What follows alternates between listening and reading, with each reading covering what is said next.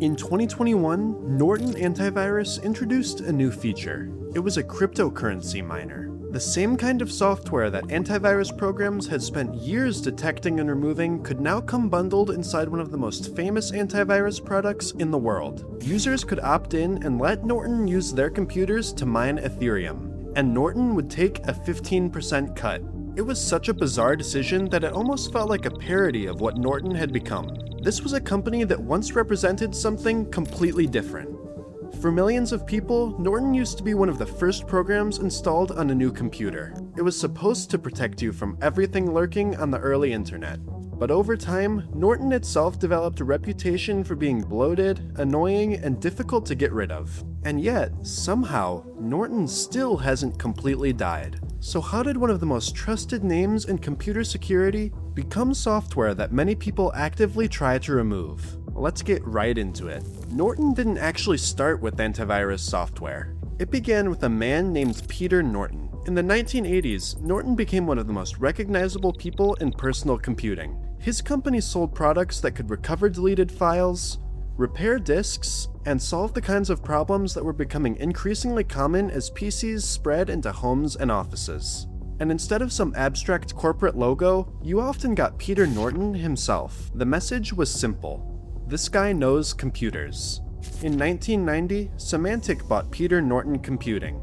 And over the next decade, the Norton name slowly became less associated with repairing computers and more associated with protecting them. That turned out to be extremely well-timed, because the internet of the late 90s and early 2000s could be a dangerous place. Viruses spread through email attachments, and worms could move from computer to computer with very little help from the user. Even Windows itself had security weaknesses that attackers repeatedly exploited. For ordinary PC users, this was terrifying. Most people had no idea what a remote procedure call was. They barely understood what a computer virus was. They just knew that clicking the wrong thing could destroy their files.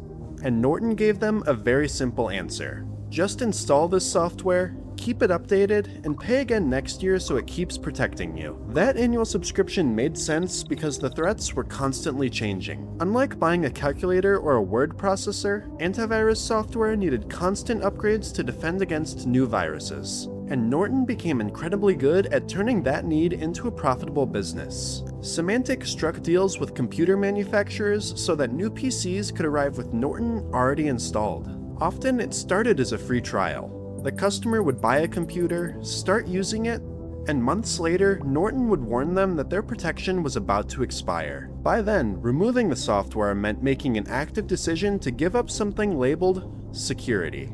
And at its peak, Norton was everywhere. In 2005, Symantec controlled more than half of worldwide antivirus software revenue. By the following year, the company said that more than 200 million Norton products had been sold. Norton had become one of the default names people associated with staying safe online. But the thing that made Norton so powerful would eventually become its biggest problem. People expected antivirus to protect their computers.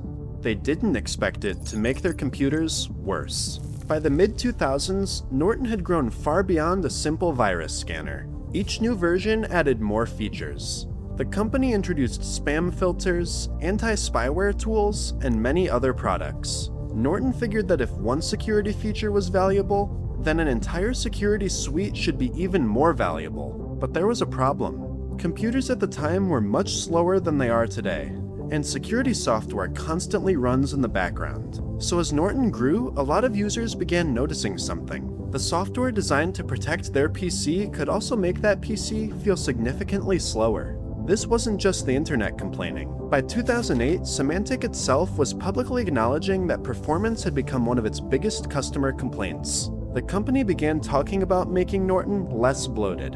Although later versions did improve, reputations are hard to reverse. For a generation of PC users, Norton became associated with a very specific experience. You bought a new computer and Norton was already there. Then, it started bothering you about renewals. And at some point, you wondered whether you actually needed any of it. That question became much harder for Norton to answer because Microsoft was improving Windows. Over time, Windows gained better firewalls, browser protections, and eventually a built-in antivirus product that became Microsoft's Defender. And Defender kept getting better. Today, independent testing shows something that would have been almost unthinkable during Norton's glory days. For most ordinary users, the antivirus built into Windows is actually pretty good. Modern Norton is also very good. Recent tests give both Norton and Microsoft Defender excellent malware protection scores. But Norton now has to convince customers that its antivirus software is worth paying for when a free alternative is already installed on their PCs. That is a nearly impossible pitch. If Norton could no longer convince anyone to pay for antiviruses, it needed to convince them to pay for something bigger. And that became obvious in 2016, when Symantec spent roughly $2.3 billion buying LifeLock.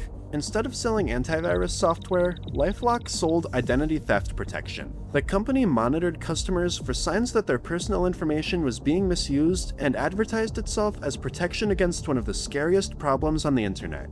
But it was also extremely controversial. LifeLock founder Todd Davis famously put his own social security number in advertisements to prove how confident he was in the service. He later became the victim of identity theft multiple times. And the FTC accused LifeLock of making deceptive claims about how much protection it could actually provide. The company paid millions to settle those cases. But from Norton's perspective, LifeLock offered something antivirus increasingly couldn't: a new reason to keep paying every month or every year.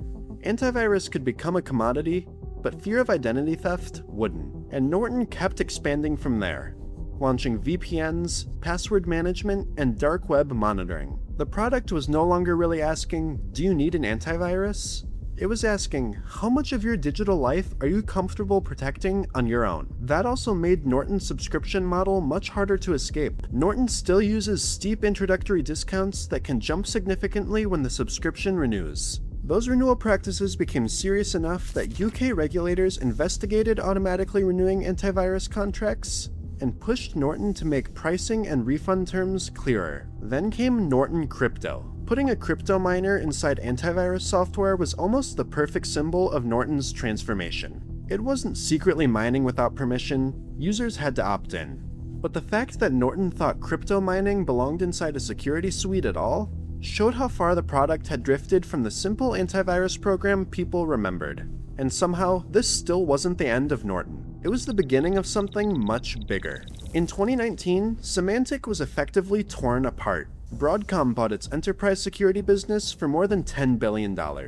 What remained was the consumer business built around Norton and LifeLock. That leftover company renamed itself Norton LifeLock. Soon, the supposedly outdated consumer antivirus business turned out to be an extremely valuable asset. Norton still had millions of paying customers, recurring subscriptions, and enormous brand recognition. Instead of shrinking back to antivirus, Norton LifeLock doubled down and started buying competitors. In 2022, it completed its acquisition of Avast.